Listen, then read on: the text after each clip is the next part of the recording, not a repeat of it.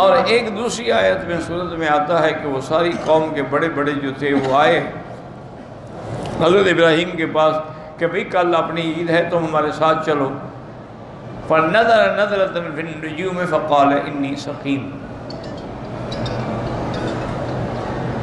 آپ نے آسمانوں کی طرف دیکھا، چونکہ وہ ستارہ پرست بھی تھے نا، سورج کے دو قوموں سے ٹکرا ہوا، ایک بت پرست ہے، ایک ستارہ پرست. تو حضرت ابراہیم علیہ السلام نے یعنی ان کے مزاج کے مطابق نظر ڈال کہا بھی میں بیمار ہوں. یہ جھوٹ نہیں تھا، اللہ کے پیغمبر جھوٹ سے پاک ہوتے ہیں. بیماری جسمانی بھی ہوتی ہے، روحانی بھی ہوتی ہے. یہ روحانی بیماری تھی کہ باپ شرک میں مبتلا ہو اور بیٹا نبی ہو، قوم پوری شرک میں مبتلا ہو، یہ بیماری تھی. اب وہ چلے گئے.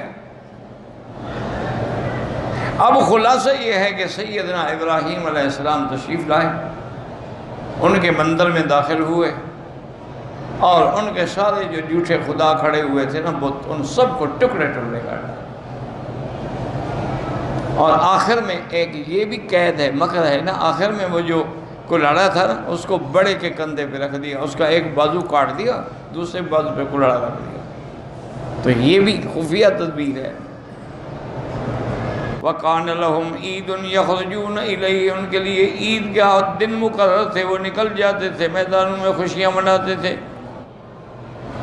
جب وقت عید کا قریب آ گیا تو باپ نے کہا کہ بیٹا، انہوں نے کہا کہ بیٹا آپ ہمارے ساتھ چلیں، ہماری عید کو دیکھیں، ہو سکتا ہے کہ آپ کو ہمارے مذہب کا اثر ہو دل میں، آپ ہمارے ساتھ آپ چل پڑے.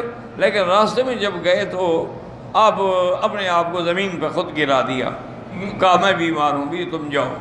لیکن انہوں نے کہا یہ کیا کر لے گا ہمارے خداؤں کا، کیونکہ وہ تو سمجھتے تھے نا کہ ان کے خدا بڑے طاقتور ہیں، ان کو کون توڑ سکتا ہے. سب کو ٹکڑے ٹکڑے کر دیا. ان کے نزدیک جو ان کا بڑا خدا تھا اس کے کندھے پہ وہ کلاڑا رکھ دیا تاکہ دیکھنے والے یہ سمجھیں کہ اس کو اپنے لیے غیرت آ گئی تو اس نے سب کو توڑ ڈالا ہے. اب جب آئے اور انہوں نے دیکھا کہ وہ خدا تو سارے ٹوٹے پھوٹے پڑے ہوئے ہیں، ماشاءاللہ یہ عجیب خدا ہے کہ خدا ٹوٹ گئے. آدمی نہیں سمجھتا ہے، دعا کرو کہ اللہ ہدایت پہ رکھے. اللہم اجعلنا ہادین مہتدین غیر ضالین، کہ یا اللہ ہمیں ہدایت پہ رکھنا، گمراہوں میں سے نہ اٹھانا. اب آپ خود دیکھتے ہیں، آپ جاتے ہیں قبرستان میں دیکھتے ہیں کتنے بڑے بڑے لوگوں کی قبریں ٹوٹ جاتی ہیں پھر بناتے ہیں. جو اپنی قبر نہ بنا سکیں وہ تیری مشکل حل کر دیں گے. انا للہ و انا الیہ راجعون. اور کیا کہہ سکتے، اللہ کی ناراضگی ہے اور کیا. اچھا ہندو خود بناتے ہیں دیوی دیوتے، پھر خود توڑ دیں. محرم میں جو جلوس نکالتے ہیں لاکھوں روپے لے کے تعزیہ لگا کے تعزیہ بناتے ہیں، پھر جناب شام کربلا جب اس کو پہنچا دیتے ہیں پھر پڑا رہتا ہے اور ٹوٹ پھوٹ جاتا ہے. جب عید سے واپس آئے اور جا کے دیکھا کہ کیا حال ہو چکا ہے، بتوں کی ذلت اور ان کا ٹوٹنا اور پھوٹنا، اور ان کی عابدین کا عقل دیکھو کس کی عبادت کر رہے ہیں. اب آپس میں کہنے لگے کہ من فعل ھذا بآلہتنا، ہمارے خداؤں کے ساتھ یہ کس نے کیا ہے؟ تو ظلم کرنے والا ہے کہ خدا توڑ دیے. اور جس نے سنا تھا نا کہ حضرت قسم کھا رہے ہیں تو اس نے کہا بھی ابراہیم علیہ السلام نے کیا اور کس نے کیا ہے. حضرت ابن عباس کا ایک قول ہے کہ اللہ جب کسی کو نبوت دیتے ہیں اس کو دیتے ہیں نوجوان ہوتا ہے، طاقتور ہوتا ہے، شان ہوتی ہے. اسی طرح اللہ علم بھی ان کو دیتے ہیں جو اپنی جوانی میں اپنے پورے قوت کے ساتھ ہوتے ہیں، عقل میں بھی اور بدن میں بھی. اسی لیے انہوں نے کہا کہ بھی وہ جو نوجوان ہیں نا، وہ جو ابراہیم اسی نے کیا ہے. یہ کہنے لگے بھی بات یہ ہے کہ یہ تو آپ لوگ کہہ رہے ہیں نا کہ ہم نے سنا ہے، اصل بات یہ ہے کہ ابراہیم علیہ السلام سے پوچھیں، ان کو سب کے سامنے کھڑا کریں اور بات واضح ہو کہ اگر انہوں نے توڑا ہے ہمارے خداؤں کو تو پھر ہم انتقام لیں گے. انہوں نے کہا کہ سب لوگوں کو جمع کرو، ان کے سامنے اس سے پوچھیں گے. ابراہیم علیہ السلام نے کہا یہی تو میں چاہتا ہوں کہ تم جمع ہو تو میں تمہیں توحید کے ضرب ماروں، میرے کہنے سے تم کٹھے نہ ہوتے نا، اب تم کٹھے ہو رہے ہو نا کہ نہیں ہو رہے ہو؟ اس محفل میں ان کی جہالت کو کھولیں اور ان کی بد عقلی کو کھولیں کہ وہ بتوں کی عبادت کر رہے ہیں، جو اپنی حفاظت بھی نہیں کر سکتے، جو اپنی مدد بھی نہیں کر سکتے، جو خود اپنے باپ کو بچانے پہ قادر نہیں، ان سے تم کیا مانگو گے؟ انہوں نے کہا آپ نے کیا؟ انہوں نے کہا نہیں میں نے تو نہیں کیا، یہ جو تمہارا بڑا خدا ہے نا یہ ناراض ہو گیا، چونکہ تم جو منتیں منوتیاں چڑھاتے ہو وہ سب چھوٹے کھا جاتے ہیں، بڑے کو ملتا ہی نہیں۔ اس کو بھی غصہ آ گیا کہ یہ کیا آپ سارے اکٹھے ہوئے اس نے ان کو توڑ کے رکھ دیا، میں نے تو نہیں توڑا ہے، پوچھ لو ان سے جا کے۔ تو یہ بظاہر جھوٹ ہے لیکن یہ جھوٹ نہیں ہے، یہ تعریض ہے مخالف کو ضرب مارنے کے لیے۔ اچھا پوچھو تم ان سے کیا کہتا ہے، صرف بڑے سے نہ پوچھو، یہ جو ٹوٹے پھوٹے پڑے ہیں، مر تو نہیں گئے نا، زخمی ہے نا، کسی کی ٹانگ ٹوٹی ہے، کسی کا بازو ٹوٹا ہوا ہے، ان سے پوچھو بھی کس نے توڑا ہے تمہیں۔ آپ کا مقصد یہ تھا کہ اس جواب کے بعد یہ خود اعتراف کریں کہ یہ تو بولتے ہی نہیں ہیں تو ہم کیا پوچھیں، یہ تو پتھر کے بنے ہوئے ہیں، یہ کہاں بولتے ہیں کہ ہم ان سے پوچھیں۔ صحیح حدیث میں ہے کہ حضور نے فرمایا کہ ابراہیم نے کبھی جھوٹ نہیں بولا مگر یہ تین، یہ بھی ظاہراً جھوٹ ہے، حقیقتاً جھوٹ نہیں ہے، یاد رکھو یہ توریہ ہوتا لیکن ان تین میں بھی سنتین فی ذات اللہ، دو تو اللہ کے لیے ہیں نا۔ آپ جا رہے تھے، ایک ملک سے گزرے، اس کا بادشاہ جو تھا وہ اگر کسی کی بیوی ساتھ ہوتی تھی تو نعوذ باللہ وہ چھین لیتا تھا، اور اگر بہن ہو یا بیٹی ہو تو پھر کچھ نہیں کہتا تھا۔ ایک خوش آمدی نے بغیرت نے جا کے بادشاہ کو خبر کی کہ آج ایک مسافر آیا ہے، اس کے ساتھ ایک عورت ہے، بڑی خوبصورت ہے۔ اب آپ نے فرمایا کہ مجھے بادشاہ نے پوچھا تو میں نے کہہ دیا کہ میری بہن ہے، اور اگر آپ سے پوچھے تو مجھے جھوٹا نہ کرنا، تم کہنا کہ ہاں میں بہن ہوں ان کی، کیونکہ اس وقت دنیا میں آپ کے اور میرے سوا کوئی مسلمان ہی نہیں ہے، اس لیے ہم بہن بھائی ہیں۔ ہر مومن مسلمان بہن بھائی ہوتا ہے، انما المؤمنون اخوۃ۔ اچھا یہ بات یاد رکھیں، علماء نے لکھا ہوگا کہ وہ اگر کہو کہ بیوی ہے تو پکڑ لیتا تھا، اور کہو بہن ہے تو چھوڑ دیتا تھا، بیٹی ہے تو اس کی کیا وجہ ہے؟ ایک آدمی ہے، بادشاہ ہے، جبار ہے، اس کے لیے کیا ہے کہ بیٹی ہو یا بہن ہو یا بیوی ہو؟ اس کی وجہ یہ تھی، وہ بدبخت سمجھدار تھا کہ اگر بیوی ہے تو اس کا معنی یہ ہے کہ اس کو پہلے تو کوئی حمل ٹھہرے گا نہیں، اگر ٹھہر بھی گیا تو اس کے خاوند کا ہوگا، میری طرف نسبت نہیں ہوگی۔ لیکن اگر وہ کنواری لڑکی ہے، بہن ہے یا بیٹی ہے، اور اس کے ساتھ میں نے زنا کیا اور حمل ہو گیا، پھر کیا ہوگا؟ تو اس سے بچنے کے لیے وہ ایسی عورت کو پکڑ لیتا تھا جو شادی شدہ۔ تو آپ نے فرمایا کہ تم مجھے جھوٹا نہ کہنا، اس وقت زمین پر کوئی اور ہے ہی نہیں کلمہ پڑھنے والا۔ اصل واقعہ یہ ہوا، اس میں تفصیل نہیں ہے، کہ جب وہ محل میں لے آئے آپ کی بیوی کو، اس بدبخت نے جب برے ارادے سے بڑھنا چاہا تو بیوی نے دعا کی تو وہیں وہ دھنس گیا آدمی، اور نے کہا مہربانی کرو، میں سمجھ گیا تمہاری بد دعا، جو دعا کرو میں نکل جاؤں، میں تمہیں نہیں چھیڑوں گا۔ آپ نے دعا کی، وہ نکل گیا۔ اس نے پھر ہاتھ ڈالنے کی کوشش کی، آپ نے پھر کہنے لگا آپ پھر دعا کرو، پھر دعا کی، نکل گیا۔ تو اس لیے یعنی وہ زمین میں دھنسا تھا، اور پھر وہ نکلا آپ کی دعاؤں سے تھا۔ پھر اس نے اپنے خادم کو کہا کہ یہ تم کون سے انسان لے آئے، یہ تو کوئی جن ہے۔ اور نے کہا ایسا کرو کہ اس کو نکال دو، اور حاجر جو ہے نا، بی بی حاجرہ، وہ بھی اس کے ساتھ کر دو۔ اب ابراہیم علیہ السلام کو جب محسوس ہوا کہ واپس آ گئی، کیا ہوا؟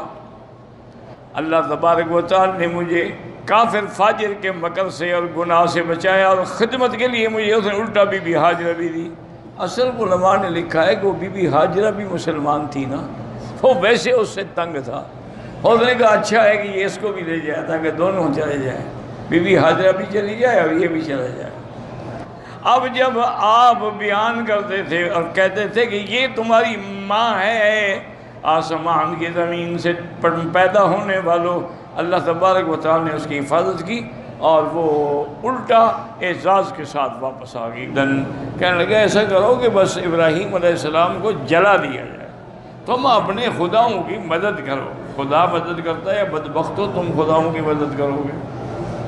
یعنی جب اللہ ناراض ہو جائے نا جی تو آدمی پھر صحیح عقیدے پہ قائم رہ نہیں سکتا، جو مرضی آئے کر. آج کیا ہو رہا ہے؟ قبروں پہ جو سجدے ہو رہے ہیں، قبروں پر جو طواف ہو رہے ہیں، قبروں پر جو منتیں مانی جا رہی ہیں، نظر نیاز چڑھائی جا رہی ہے، کیا ہے؟ کیا یہ اندھے ہیں؟ یہ نہیں جانتے کہ وہ فوت ہو گئے، دفن ہو گئے، قبروں میں ہیں؟ وہ تو ہماری دعاؤں کے محتاج ہیں کہ ہم ان کے لیے دعا کریں. لیکن جب اللہ ناراض ہو جائے نا جی عقل ماری جائے. اسی لیے قاعدہ ہے کہ آدمی، حدیث میں آتا ہے نا کہ الزانی لا یزنی وحین یزنی وہو لا یؤمن، کہ زانی جب زنا کرتا ہے تو گویا ایمان نکل جاتا ہے، اب اس کا عقل کام ہی نہیں کر رہا کہ میں کیا کر رہا ہوں. تو اسی لیے اللہ تبارک و تعالیٰ نے فرمایا، اب انہوں نے فیصلہ کیا جی ایسا کرو کہ لکڑیاں اکٹھی کرو اور ایک بہت بڑا الاؤ بناؤ، اس میں ہم ابراہیم کو ڈالیں گے. حتیٰ کہ اگر کوئی بیمار ہوتی نا عورت، وہ بھی منت مانگتی تھی کہ میں ٹھیک ہو جاؤں نا تو میں ابراہیم علیہ السلام کے خلاف اتنی لکڑیاں ڈالوں گی اس الاؤ کے اندر. پھر انہوں نے ایک خندق تیار کی بڑی، جس کے اندر انہوں نے آگ جلائی. ایسی آگ پہلے کبھی نہیں جلائی گئی تھی، اور بعض مفسرین نے لکھا ہے کہ 1 میل کے ایریے کے اندر انہوں نے وہ بنائی تھی خندق، جس کے اندر آگ جل رہی تھی، اور وہ اتنی زور سے اس کے شعلے اٹھ رہے تھے کہ لوگ دور دور سے دیکھ کے حیران ہوتے تھے. تو انہوں نے کہا کہ بھئی اب ابراہیم علیہ السلام کو آگ میں ڈالیں کیسے؟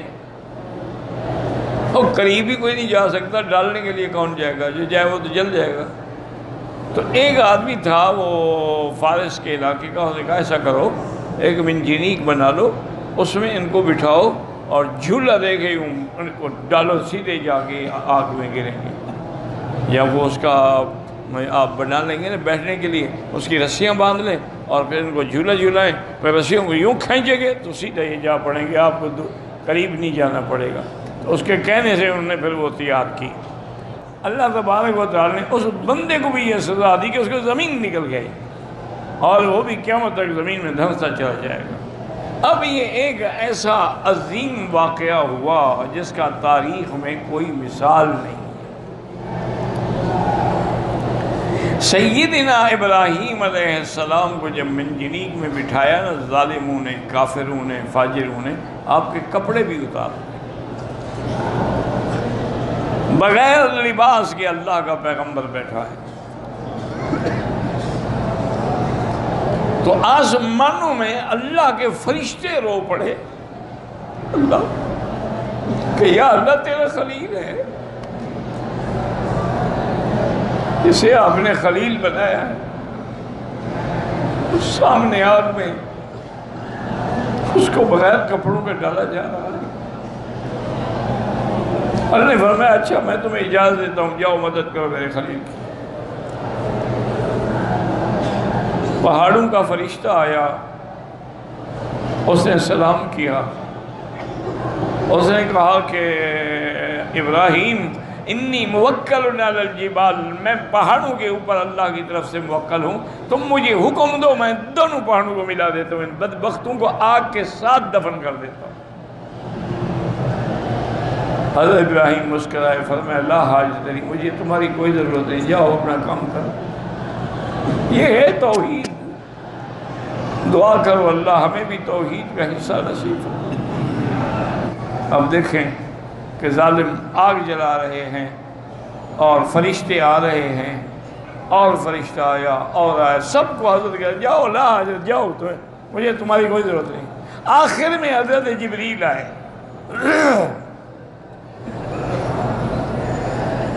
انہوں نے کہا کہ یا ابراہیم الخلیل کیا کر رہے ہو؟ ہم اللہ کے حکم کے بغیر آ سکتے ہیں؟ انہوں نے کہا نہیں. تو انہوں نے کہا ہم جو آئے ہیں اس کا معنی اللہ نے ہمیں اجازت دی ہے، وَمَا نَتَنَزَّلُ إِلَّا بِأَمْرِ رَبِّكَ، تم مجھے حکم دو میں ان کی اس آگ کے اللہ کو اٹھا کے ان کے شہروں پہ ڈال دیتا ہوں، ان سب کو بھسم کر دے گا۔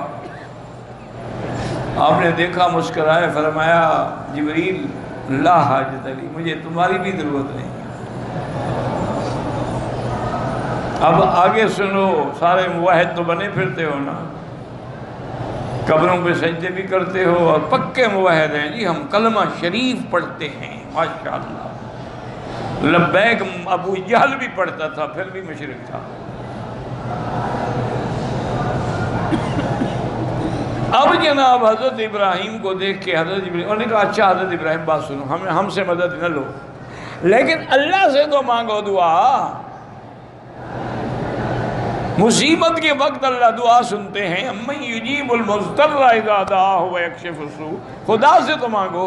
ابراہیم مسکرائے، انہوں نے کہا جبریل مانگا اس سے جاتا ہے جس کو پتہ نہ ہو، میرے مولا کو پتہ نہیں ہے؟ انہوں نے کہا پتہ تو ہے۔ انہوں نے کہا پھر وہ اگر ہمیں جلانے پہ راضی ہے تو خلیل بھی جلنے پہ راضی ہے، ٹھیک ہے۔ اگر جلیل کا یہی منشا ہے تو ہمارا بھی پھر اللہ کی رضا پہ ہم راضی ہیں، مانگنا پھر کیا ہے؟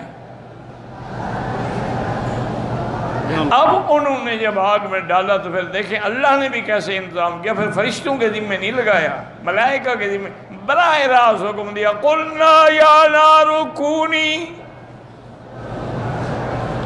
بردن وسلاما علی ابراہیم۔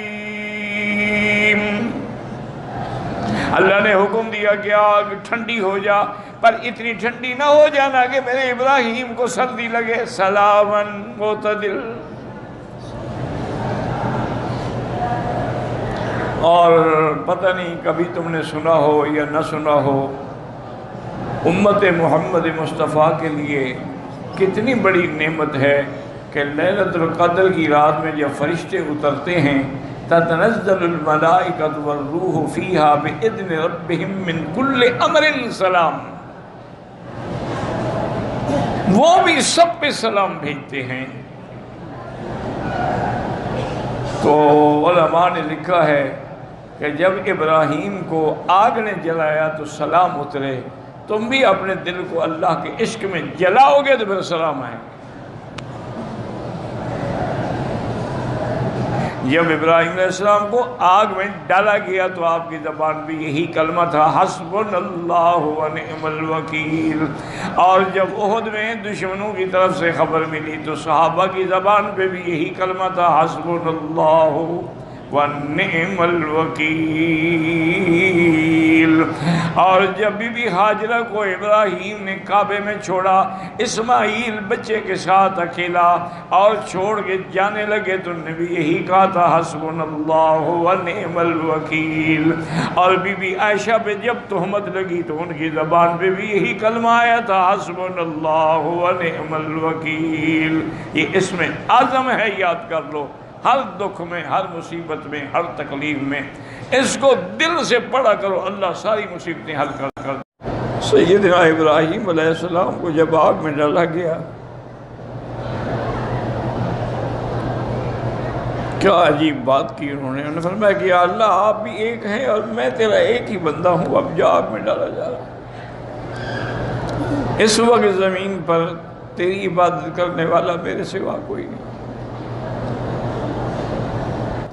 ان ظالموں نے حضرت کو رسیوں سے جکڑا بھی، تو اس وقت آپ نے یہ کلمات فرمائے، لا الہ الا انت سبحانک لک الحمد ولک الملک لا شریک لک، کوئی معبود برحق نہیں مگر آپ، پاک ہے تیری ذات اور تمام ہم محامد تیرے لیے ہیں، سب ملک تیرا ہے جس کا کوئی شریک نہیں۔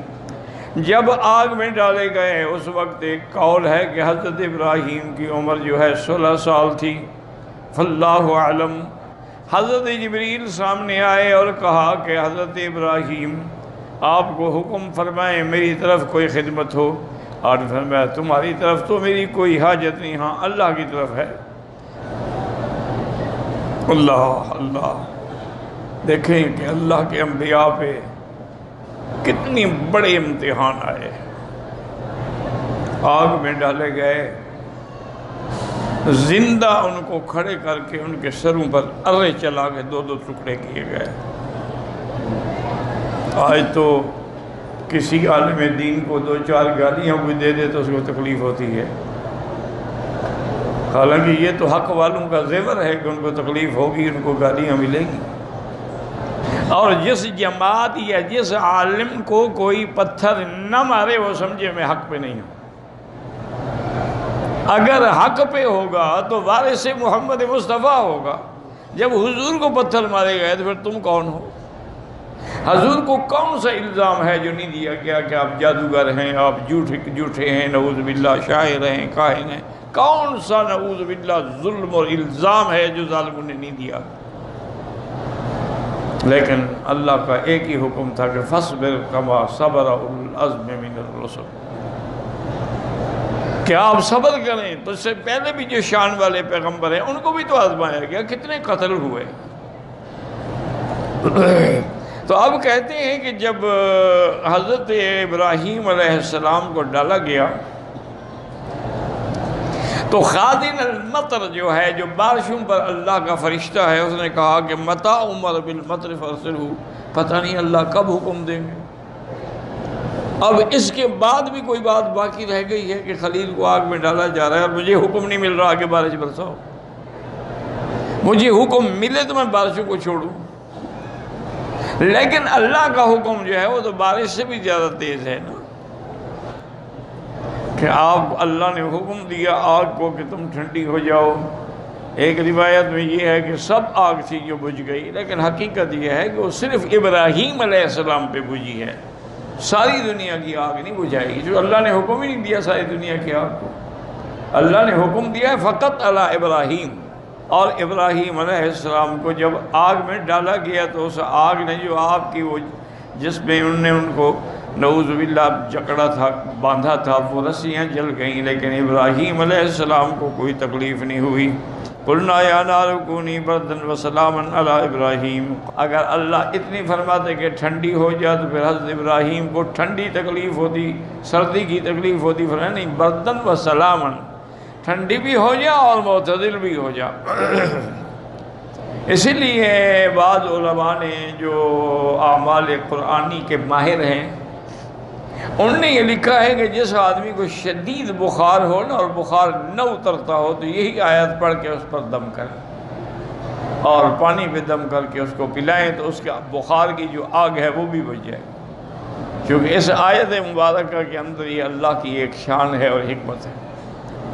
انہوں نے ایک بہت بڑا ایک دیوار دے کے ایک جگہ بنائی تھی جس میں وہ آگ جلائی گئی، ہر طرف آگ ہی آگ تھی اور بے انتہا اس میں لکڑی انہوں نے ڈالی، لیکن اللہ کی شان ہے کہ حضرت ابراہیم علیہ السلام کو اس آگ نے کوئی نقصان نہیں پہنچایا۔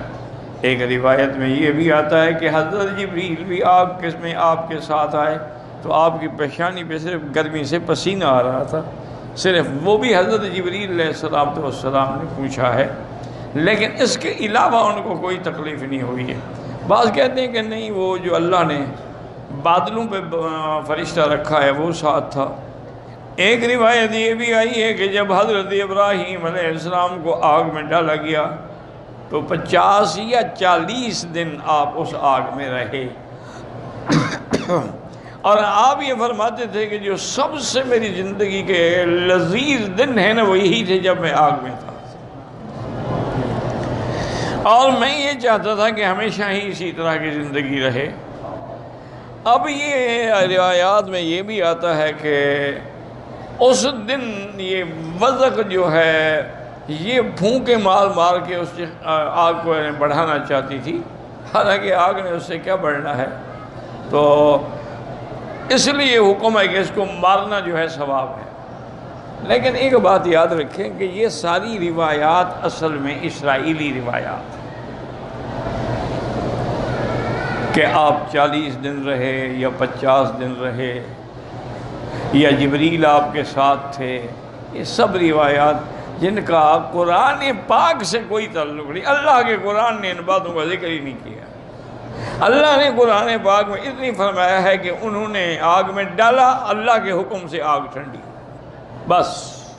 وہ کتنے دن کتنی راتیں، اس کی تفصیل کوئی نہیں قرآن کے اندر سے، اور نہ ہی کسی صحیح حدیث مبارک میں ہے۔ یہ سب کعب الاحبار اور روایات اسرائیلیہ ہیں جو علماء صرف معلومات کے لیے لکھ لیتے ہیں، لیکن اس کا اعتبار کوئی نہیں ہوتا۔ تو اسی لیے، لیکن ایک بات میں کوئی شک نہیں ہے کہ سیدنا ابراہیم کو جب آگ میں ڈالا گیا تو آپ کے کپڑے اتارے گئے، آپ منجنیق میں تھے اور بغیر کسی لباس کے۔ اسی لیے صحیح حدیث میں ہے کہ میرے آقا نے، سرکار مدینہ رحمت دو عالم صلی اللہ علیہ وسلم نے فرمایا کہ قیامت کے دن جب ہم قبروں سے اٹھیں گے تو سب سے پہلے جو جنت کا جوڑا ہے وہ حضرت ابراہیم کو پہنایا جائے گا۔ تو صحابہ حیران ہو گئے، انہوں نے کہا قبل کا یا رسول اللہ، آپ سے بھی پہلے؟ آپ نے کہا ہاں، مجھ سے بھی پہلے پہنایا جائے۔ انہوں نے کہا اس کی وجہ کیا؟ انہوں نے کہا اللہ کی توحید کے لیے سب سے پہلے پیغمبر کے کپڑے اتارے۔ آج اللہ اس کا بدلہ دے گا کہ ساری دنیا کھڑی رہے، پہلے خلیل اللہ کو لباس پہنے۔ یاد رکھیں یہ بہت بڑی سزا ہے کہ کسی کو ننگا کر دیا جائے۔ آدم نے جب غلطی کی تو پہلی سزا کیا ملی تھی؟ فَبَدَتْ لَهُمَا سَوْآتُهُمَا، ننگے ہو گئے۔ فَطَفِقَا يَخْصِفَانِ عَلَيْهِمَا مِنْ وَرَقِ الْجَنَّةِ۔ ابراہیم کو دشمنوں نے جب سزا دی تو کیا ہے کہ ان کو بھی ننگا کر دیا گیا۔ تو یہ کوئی معمولی بات نہیں ہوتی، اور پیغمبر، نبی، خلیل اللہ۔ باقی یہ بات کہ اس وقت آپ کی عمر 16 سال تھی یا 17 سال تھی، جب قرآن نے ذکر نہیں کیا تو ہم کہاں سے لے آئیں؟ یہ بس باتیں ہوتی ہیں، ٹھیک ہے، معلومات کے لیے ذکر دیں۔ ہاں ایک روایت ہے صحیح کہ جب سیدنا ابراہیم الخلیل کو آگ میں ڈالا گیا تو اس وقت جو بادشاہ تھا نا، جس کے حکم پر یہ سب کچھ ہوا، نمرود کے حکم پر، وہ اپنے محل کی چھت پہ چلا گیا اپنے گھر والوں کے ساتھ، آؤ دیکھیں خلیل کیسے جل رہا ہے، ہمارا مقابلہ کرتا تھا، ہمارے خداؤں کو توڑا تھا نا۔ تو جب اوپر آیا تو دیکھنے کی کوشش کی، اللہ نے حکم دیا جبریل علیہ السلام کو، فَكْشِفْ عَنْهَا الْغَطَاءَ، یہ آگ کا پردہ جو ہے نا ہٹا دو، میرے دشمن کو دیکھنے دو۔ تو حضرت جبریل نے وہ پردہ جب ہٹایا، اس نے دیکھا تو وہ بے ساختہ کہہ اٹھا، نعم الرب رب ابراہیم، ابراہیم رب تو تیرا سچا ہے، جس نے تمہیں آگ سے بھی بچا لیا، اس کے منہ سے بھی نکل گیا۔ یہ بات روایات صحیحہ میں ہے۔ تو پھر یہ ویسے ہمیشہ اللہ کا ایک وعدہ یاد رکھو کہ اِنَّا لَنَنْصُرُ رُسُلَنَا وَالَّذِينَ آمَنُوا مَعَهُ، ہم اپنے رسولوں کی خود مدد کرتے ہیں، اور جو ایمان والے ان کی بھی ہم مدد کرتے ہیں۔ اس لیے جب صحابہ نے گھبرا کے کہا تھا کہ متى نصر اللہ، تو فوراً جواب آیا ان نصر اللہ قریب، اللہ کی مدد قریب ہے۔ تو اس لیے ہمیشہ یاد رکھیں کہ اہل حق کو کبھی گھبرانا نہیں چاہیے، بالکل اپنے حق پر اور صحیح عقیدے پر جمے رہیں، مرد ہے یا عورت ہے یا بچہ ہے یا جوان ہے، اس کو کبھی پاؤں میں لغزش نہیں آنی چاہیے۔ جو ظالم ظلم کرتے ہیں کرنے دیں۔ اب دیکھیں شیخ الاسلام ابن تیمیہ کو کنویں میں قید کیا گیا، لیکن انہوں نے فرمایا کہ بھائی مجھے کنویں میں رکھو یا جیل میں رکھو، جہاں رکھو، مجھے کچھ تو دے دو تاکہ میں کچھ لکھتا رہوں۔ یہ جو فتاویٰ ہے نا، یہ انہوں نے وہیں بیٹھ کے لکھا ہے۔ اللہ والے وہاں بھی کام میں لگے رہتے ہیں، وہاں بھی وہ گھبراتے نہیں ہیں۔ جو اللہ کی طرف سے امتحان ہے، امتحان ٹھیک۔ یوسف علیہ السلام کتنا عرصہ جیل میں رہے، وَلَبِثَ فِي السِّجْنِ بِضْعَ سِنِينَ۔ یہ امتحان آتے ہیں۔ مجھے یاد آ گیا، کل وہ ہماری بہن آئی تھی ہمیں ملنے، ڈاکٹر فوزیہ صدیقی جو ڈاکٹر عافیہ صدیقی کی بہن ہیں، اور عافیہ مظلومہ اس وقت اکیلی امریکہ کی ٹیکساس کی جیل میں بے گناہ پڑی ہوئی جل رہی.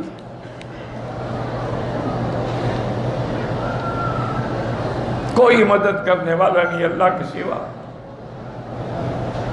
کل بتا رہی تھی کہ وہاں سے جیل کے ایک گارڈ نے ہمیں ٹیلی فون کیا کہ اس بی بی کے لیے تم لوگ کیوں کوشش نہیں کرتے ہو؟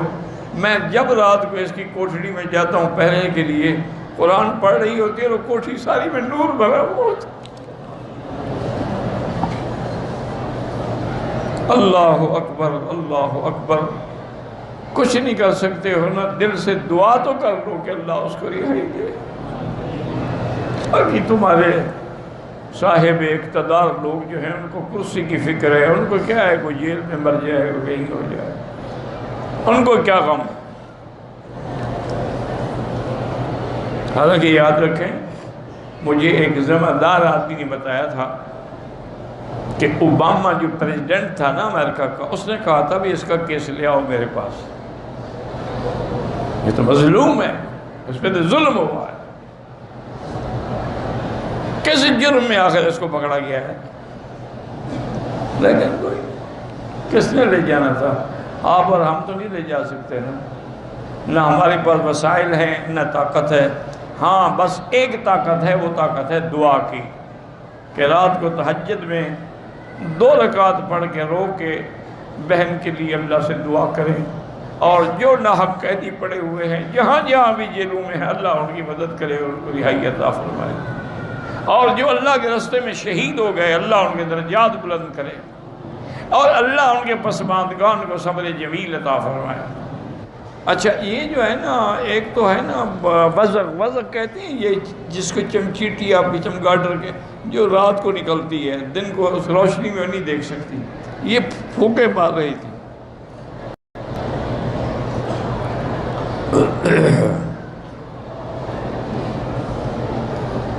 باقی جتنے جانور ہیں نا وہ سب بجھانے کی کوشش کر رہے تھے اللہ کی شان میں، جتنا ان کے بس میں تھا کہ اللہ کے نبی کی مدد کریں. اس کے بعد جناب فرماتے ہیں یعنی باندھی تھی کہ بی بی عائشہ کے گھر میں گئی تو انہیں نیزہ رکھا ہوا تھا گھر میں. تو میں حیران ہو گئی کہ بی بی عائشہ نیزے کو کیا کرتی ہوں گی گھر میں رکھ کر. انہوں نے کہا میں نے اسی لیے رکھا ہوا کہ جہاں مجھے جگہ نظر آتی ہے میں نیزے سے پھر اس کو مارتی ہوں. ان دشمنوں نے مکر کیا، چالیں چلیں ابراہیم کے خلاف، لیکن ہم نے ان کو ذلیل کر دیا، مغلوب کر دیا. ایک روایت یہ بھی ہے کہ جب ابراہیم علیہ السلام کو آگ میں ڈالا گیا تو ان کا بادشاہ جو تھا وہ آیا دیکھنے کے لیے، وہاں سے ایک چنگاری نکلی نا تو اس کے پاؤں کے انگوٹھے پہ آئی، سب کو جلا کے رکھ دیا، وہ خود جل گیا. جلانے والے کو اللہ نے جلا دیا. واللہ عالم، یہ کسی صحیح حدیث میں نہیں ہے، واللہ عالم. As I look to nature's beauty, dazzled am I, knowing everything calls on you, the Lord Most High.